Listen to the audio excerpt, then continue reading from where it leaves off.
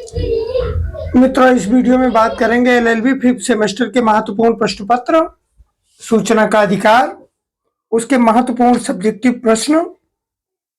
बहुत ही महत्वपूर्ण प्रश्न है, मैनी टाइम्स पूछा गया है और प्रश्न आपको तैयार होना भी चाहिए, क्योंकि इससे अन्य प्रश्नों के लिए बहुत सारा आपको कंटेंट मिल जाएगा। वीडियो पूरा सुनिएगा। अगर आपके लिए उपयोगी है तो लाइक करिएगा, सब्सक्राइब करिएगा।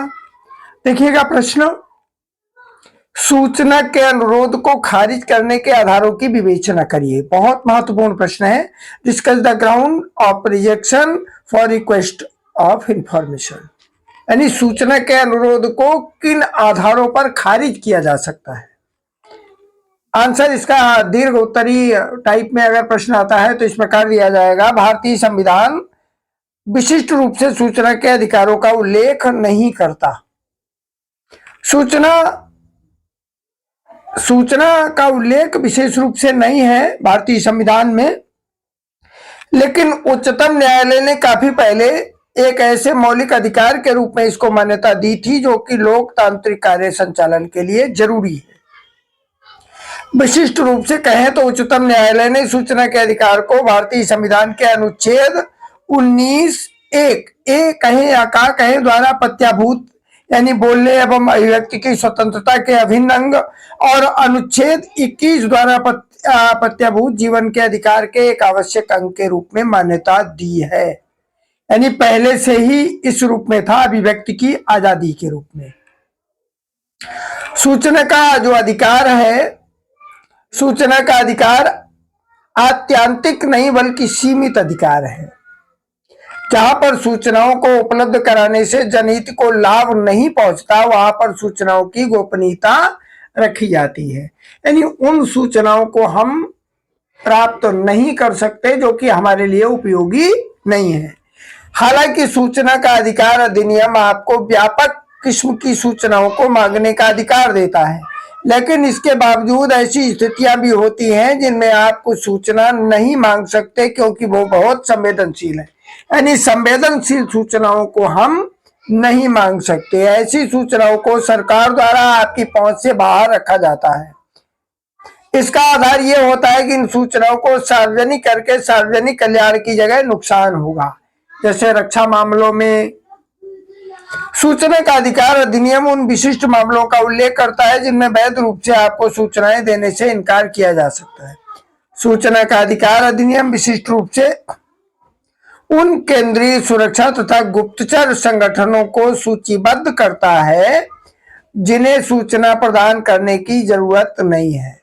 राज्यों को अपने नियंत्रण वाली ऐसी संस्थाओं को इस दायरे से बाहर रखने की शक्तियां भी प्रदान है, लेकिन अधिनियम का कम से कम इन एजेंसियों से वो सूचनाएं देने की मांग करता है जो भ्रष्टाचार तथा मानवाधिकारों के हनन के आरोपों के मामले से संबंधित है।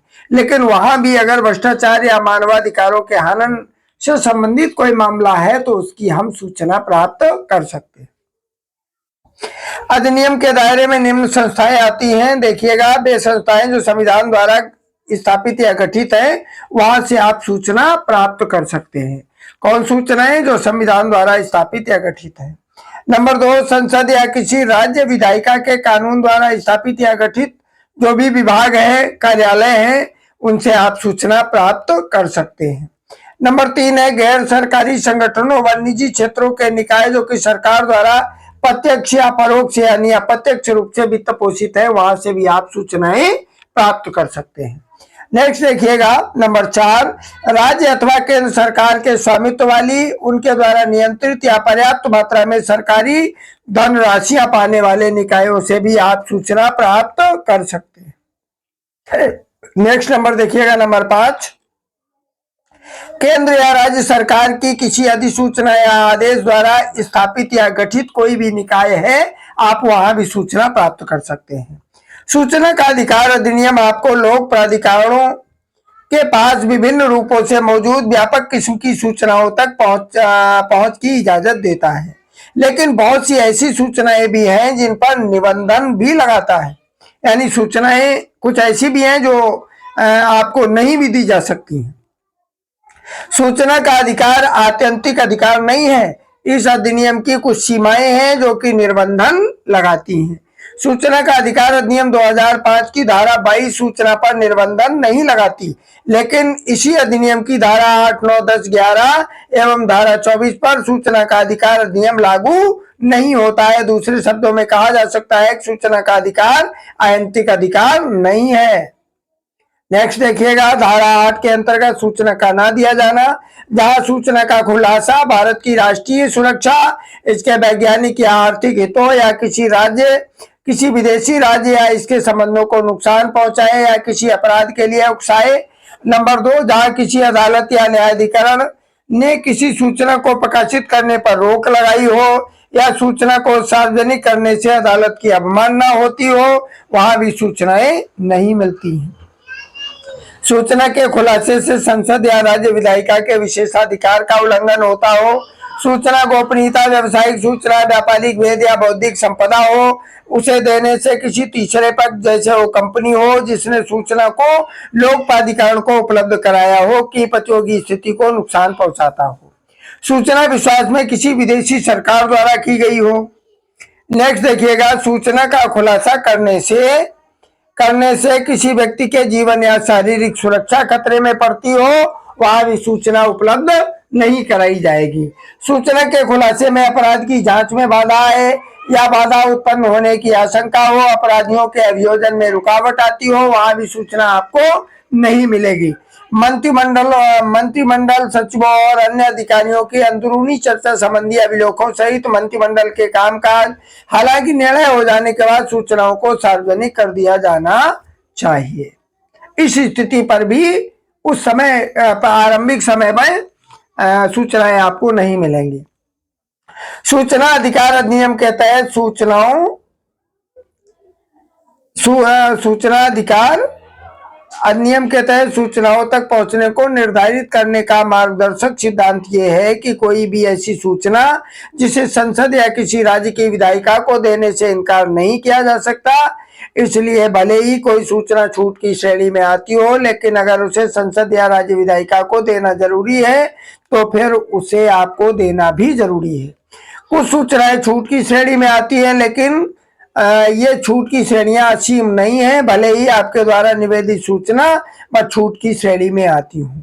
अगर सूचना को गोपनीय रखने के मुकाबले उसे सार्वजनिक करने से अधिक जन कल्याण होता हो तो छूट की श्रेणी में आने के बावजूद उसे सार्वजनिक कर दिया जाना चाहिए, और ये छूट की सभी श्रेणियों पर लागू होती है। जैसे अतीत में देश के हितों और सुरक्षा कारणों का हवाला देकर भारत सरकार तथा विदेशी कंपनियों के बीच हुए रक्षा अनुबंधों की प्रतियों तक पहुंच नहीं बनाने दी जाती थी, लेकिन अगर इन अनुबंधों को हासिल करने के लिए दलाली देने या किसी मध्यस्थ पर दबाव डालने के आरोप हो तो अनुबंधों के विवरण जानने से अधिक जनहित होगा।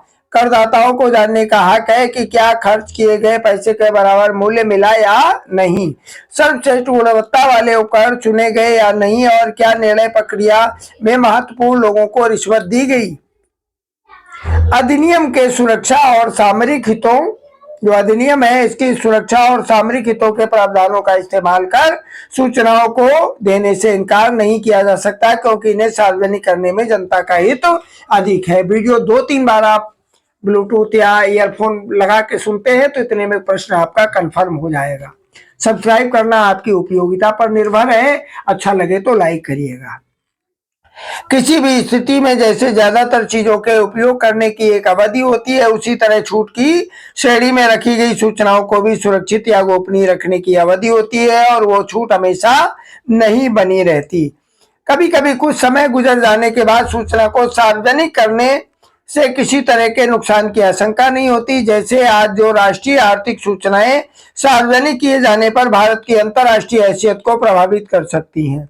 बहुत संभव है कि 10 या 20 वर्ष बाद वे इतनी संवेदनशील न रह जाए। सूचना का अधिकार अधिनियम आपको किसी घटना के विषय के बारे में 20 वर्ष बाद सूचनाओं का निवेदन करने की इजाजत देता है, भले ही समय के किसी दौर में वे छूट की एक या अधिक श्रेणियों के दायरे में आई हों, लेकिन जहां सूचना का खुलासा भारत की राष्ट्रीय सुरक्षा, इसके वैज्ञानिक या आर्थिक हितों या किसी विदेशी राज्य से इसके संबंधों को नुकसान पहुंचाए या किसी अपराध के लिए उकसाए, वहां ये सूचनाएं हमें प्राप्त नहीं होंगी। चैनल को सब्सक्राइब कर लीजिएगा। आपको हमारे चैनल में डिस्क्रिप्टिव और ऑब्जेक्टिव दोनों ही प्रकार के प्रश्न मिलेंगे। ऑब्जेक्टिव प्रश्न सुनकर के आपको एक एक नंबर वाले जो छोटे प्रश्न हैं बड़े आसानी से हल होंगे, और दीर्घ उत्तरीय प्रश्न बार बार सुनने से आप लघु उत्तरीय और अति लघु उत्तरीय प्रश्न बड़े आसानी से हल कर पाएंगे। वर्तमान परीक्षाएं LLB हो या BLLB आपकी सब्जेक्टिव होंगी, इसलिए विस्तृत अध्ययन बहुत जरूरी है। अगर आप पुस्तक से नहीं पढ़ पा रहे हैं तो चैनल को सब्सक्राइब करिएगा और बड़ी आसानी से तसल्ली से वीडियो को सुनिएगा।